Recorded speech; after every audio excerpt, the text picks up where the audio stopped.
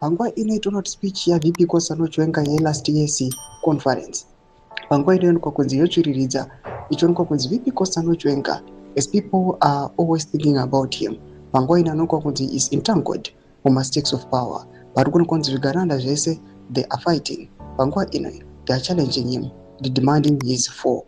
Panguva ino vanhu voya panguva ino vachirefera back to his speech inoonekwa kunzi yainyatso kuva ichiexposa pamwe chete nekufungura zvakanaka zvese. Don't subscribe or like or on the bell icon. Tinda behind the president ali 2030 chikora zvakanaka and posted these pictures at last year's conference. Obudanyora achiti VP Chiwenga's speech on October 17 was a turning point, facing a crowd of 5,000 seeking his downfall.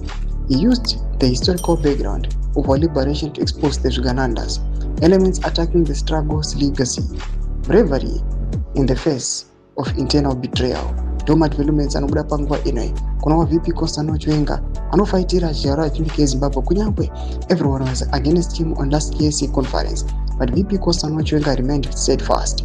Doma developments arikubuda panguva ino arikuonekwa kunzi every institution vanhu toonekwa kunzi vagara munyika yeZimbabwe they are demanding that VP Kosano Chiwenga avangavapinde. Pina comment section medu dzafungira enyi muri kudii pamusoro pe these Chiwenga attacks. So subscribe or like, chit on the bell icon.